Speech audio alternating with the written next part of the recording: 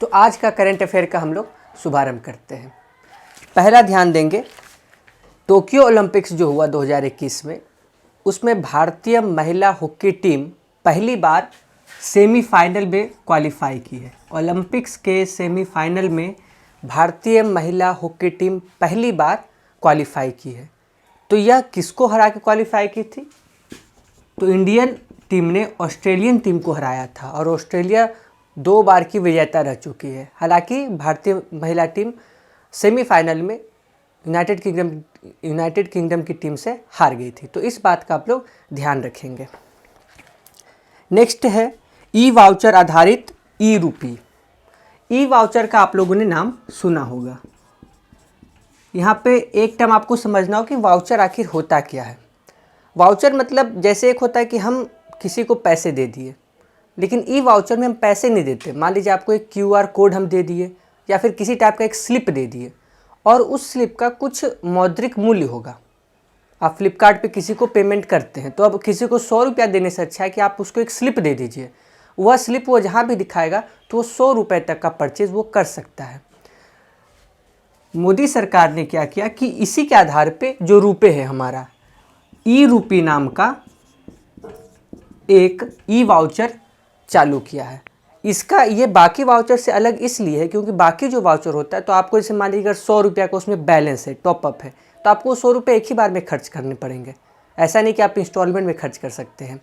लेकिन इसमें क्या है कि ई रूपी में आप इंस्टॉलमेंट में भी उसको खर्च कर सकते हैं। तो यह एक अच्छा चीज़ है, तो इसको ध्यान रखेंगे क्योंकि भारत सरकार के द्वारा पहली बार कुछ ऐसा शुरुआत लिया गया है।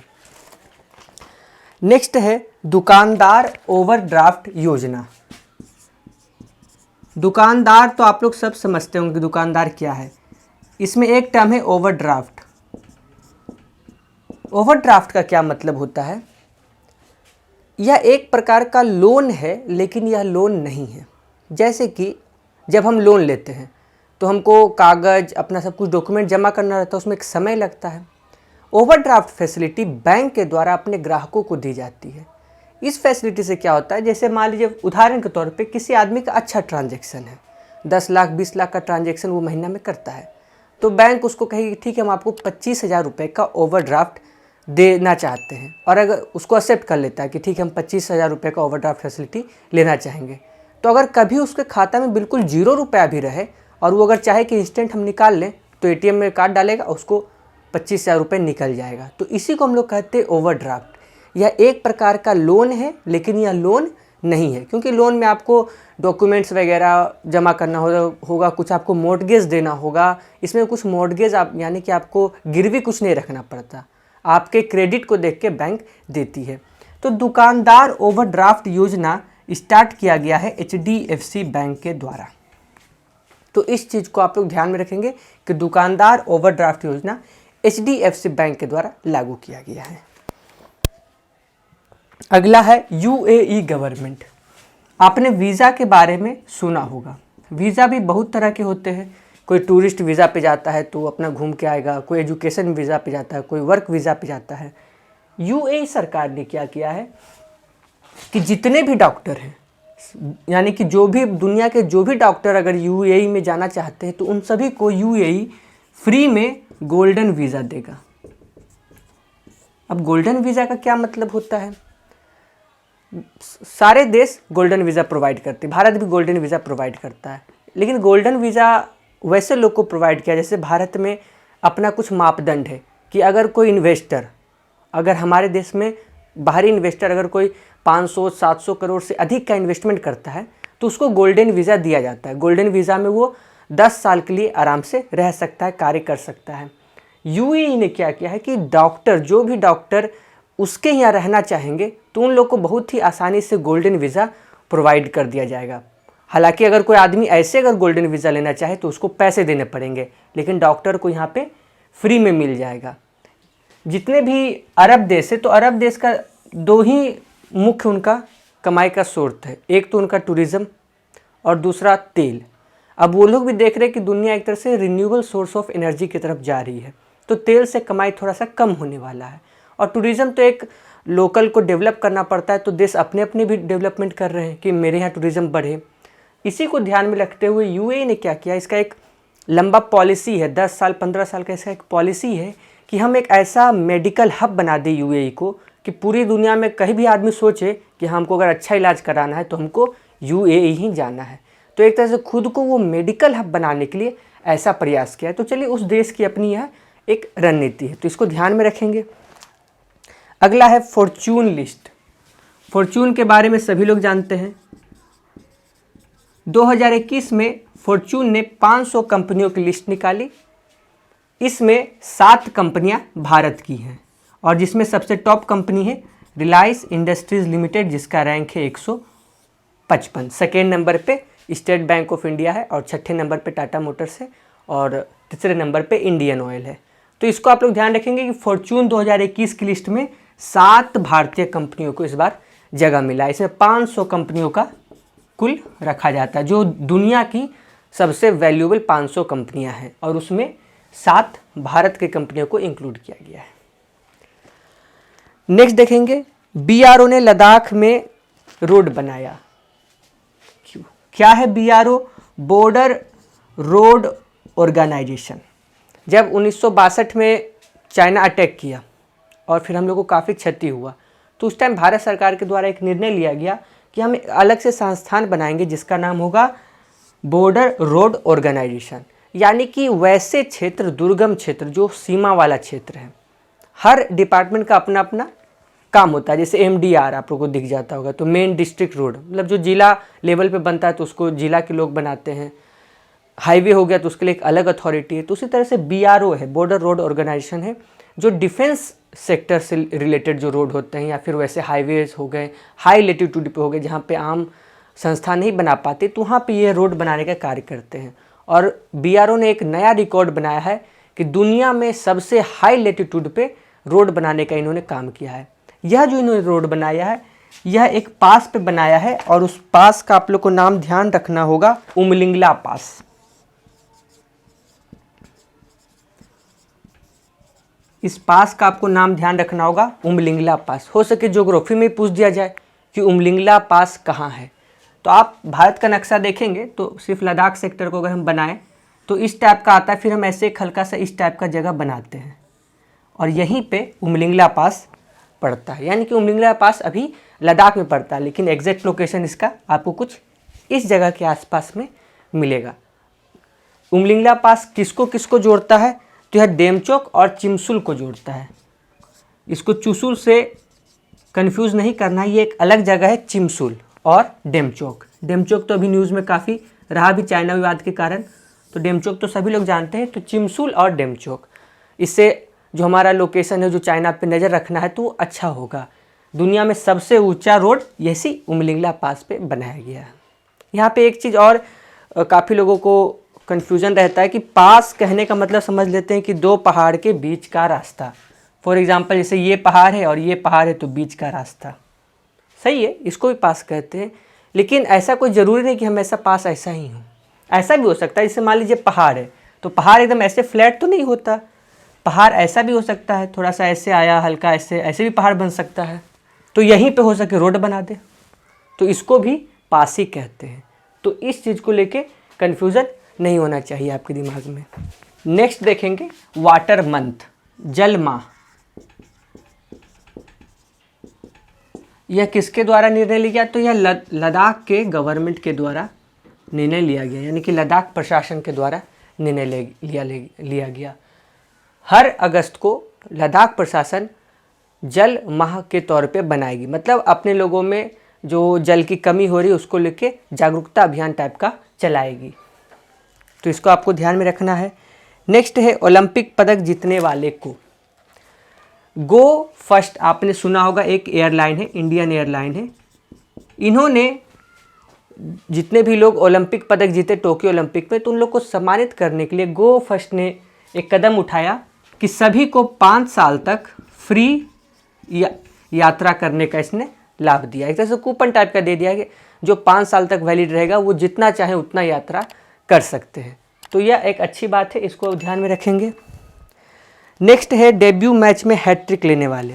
तो मैच तो क्रिकेट तो सभी लोग का अच्छा ही रहता है। नेथन एलिस इनका नाम ध्यान रखेंगे। यह ऑस्ट्रेलिया के प्लेयर हैं। यह इतिहास में, क्रिकेट इतिहास में से पहले प्लेयर हैं जिन्होंने अपने डेब्यू मैच में यानी कि पहले मैच में ही हैट्रिक लिया है। तो अगर सेटर थोड़ा सा क्रिकेट का फ़ैन रहा तो थोड़ा इधर जा सकता है।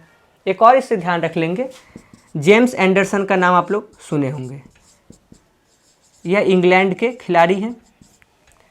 यह दुनिया में टेस्ट मैच में विकेट लेने वाले तीसरे प्लेयर बन चुके हैं। पहला नंबर पे मुरलीधरन है 800 विकेट के साथ, दूसरे नंबर पे शेन वॉर्न है 708 विकेट के साथ, और थर्ड नंबर पे जेम्स एंडरसन है 640 विकेट के साथ। विकेट याद रखने की आवश्यकता नहीं है, लेकिन इस आपको ये बात ध्यान रखना होगा। चौथे नंबर पे अनिल कुंबले हैं। पहले अनिल कुंबले तीसरे नंबर पे थे, लेकिन अब जेम्स एंडरसन उनसे ज़्यादा विकेट ले लिया। अनिल कुंबले का 638 या फिर 639 विकेट है। तो जेम्स एंडरसन का भी नाम आप लोग ध्यान में रखेंगे। नेक्स्ट है रेल मदद। आपके मन में सवाल आना चाहिए कि व्हाट इज रेल मदद। तो रेल मदद एक मोबाइल ऐप है। आजकल का थोड़ा जो करंट अफेयर का जो ट्रेंड है, तो ऐप के बारे में भी पूछ लिया जाता है उसमें 3-4 सवाल। तो रेल मदद एक मोबाइल ऐप है जो भारतीय रेलवे के द्वारा निकाला गया है। इस ऐप के थ्रू कोई भी पैसेंजर अगर उसको किसी भी तरह का शिकायत है तो वह सीधे इस ऐप पे अपना शिकायत बता सकता है। कुछ सुझाव है तो वो भी बता सकता है। तो इससे आपको ऐसा सवाल बन सकता है कि भारतीय रेल ने अपने पैसेंजरों के शिकायत और सुझाव के लिए किस ऐप को लॉन्च किया। तो वहाँ पे रेल मदद, जब भी बात आएगा कि तो खुद ही कह रहा रेल मदद, यानी कि मदद के लिए ये ऐप बनाया गया है। नेक्स्ट है एससीओ के न्याय मंत्रियों की बैठक। एससीओ का आप लोग जानते हैं संघाई कॉरपोरेशन ऑर्गेनाइजेशन। यह एक ग्रुप है, 8 कंट्रियों का यह एक समूह है। पहले भी हम लोग चर्चा कर चुके हैं, जब ब्रिक्स के बारे में देखे थे कि कोई भी समूह होता है तो उसमें अलग अलग तरीके के बैठक होते हैं। एक बैठक होगा कि राष्ट्र अध्यक्ष का बैठक, यानी कि राष्ट्र के जो प्रमुख होंगे, प्रेसिडेंट, प्राइम मिनिस्टर, वो लोग मिलेंगे। एक बैठक होगा पर्यावरण मंत्रियों की बैठक, तो उसमें जो उस जो भी देश होगा, उस मेंबर देश के जो भी पर्यावरण मंत्री होंगे उनकी बैठक होगी। यहाँ पे न्याय मंत्रियों की बैठक की बात की जा रही है। तो इसमें सवाल पूछा जाता है कि भारत की तरफ से किसने रिप्रेजेंट किया। तो यहाँ पे आपको नाम ध्यान रखना होगा, किरण रिजिजू। किरण रिजिजू जो 8वां सम्मेलन हुआ था न्याय मंत्रियों का, उसमें भारत को इन्होंने रिप्रेजेंट किया। तो इसको आप लोग ध्यान रखेंगे। हम लोग कल के या परसों क्लास में याद किए थे कि ब्रिक्स सम्मेलन का जो 6वां पर्यावरण मंत्रियों का जो बैठक हुआ था, उसको रिप्रेजेंट नितिन गडकरी ने किया था। नेक्स्ट है जी-सैट मिसाइल। यहाँ पे थोड़ा सा स्पेलिंग पे ध्यान देंगे। जी-सैट जब कह रहे हैं तो ये ऐसा जी-सैट नहीं है, जी-सैट मिसाइल बोल रहे, सॉरी, जी-सैट सैटेलाइट, यह जी-आई-सैट है, जी-आई-सैट-1। यह सैटेलाइट भारत सरकार के द्वारा छोड़ा गया है। इससे क्या होगा कि जितने भी हमारे बॉर्डर लगते हैं, चाहे चाइना हो या पाकिस्तान हो, तो उसका एक सही इमेजिंग मिल पाएगा। उस पर रियल टाइम मूवमेंट को हम लोग ट्रैक कर पाएंगे। तो इससे हमारी सिक्योरिटी इन्हेंस हो जाती है। तो इससे आपको सवाल पूछा जा सकता है कि चाइना और पाकिस्तान बॉर्डर पे नज़र रखने के लिए DRDO ने या भारत सरकार के इसरो के द्वारा कौन सा सैटेलाइट छोड़ा गया। तो GI-SAT, इसका फुल फॉर्म होता है ग्लोबल इमेजिंग सैटेलाइट। यहाँ तक क्लियर है। नेक्स्ट हम लोग देखते हैं ई-नगर मोबाइल ऐप। फिर से ऐप से रिलेटेड ही एक करंट अफेयर है। गुजरात गवर्नमेंट ने एक मोबाइल ऐप लॉन्च किया है ई-नगर। हालांकि ई-नगर ऐप टाइप का ऐप, मतलब इस कैटेगरी का ऐप म्यूनसिपैलिटी या फिर म्यूनिसिपल कॉरपोरेशन लोकल लेवल पे भी काफ़ी जगह लॉन्च की है, लेकिन पहली बार हुआ है कि किसी राज्य सरकार ने मुखर होके ई-नगर ऐप को लॉन्च किया है। इस ऐप के माध्यम से किसी भी नागरिक को कहीं पे देखा कि अगर सड़क टूटल है, कुछ गड़बड़ी है, ताल झूल रहा है, ये दिक्कत है, कोई भी दिक्कत है, कुछ भी सुझाव है, तो आराम से फ़ोटो खींच के डायरेक्ट इस ऐप पे के माध्यम से कंसर्न अथॉरिटी को बता सकता है। तो एक तरह से जो शिकायत है उसको पहुंचाने का निवारण किया गया है। तो इसका आप लोग याद रखेंगे, ई-नगर mobile app by Gujarat government. Next है वन धन वार्षिक पुरस्कार। भारत सरकार ने पहली बार एक नया तरह का पुरस्कार का शुरुआत किया है जिसको कहते हैं वन धन, यानी कि जंगल से संबंधित पुरस्कार, और ये फर्स्ट टाइम हुआ इस साल, तो इसको ध्यान रखना ज़्यादा महत्वपूर्ण है। अब जैसे कि उदाहरण के तौर पे कोई फिल्म फेयर अवार्ड होता है, तो फिल्म फेयर अवार्ड में अलग अलग कैटेगरी होते हैं, best hero, best heroine, best debut hero, इस टाइप का होता है।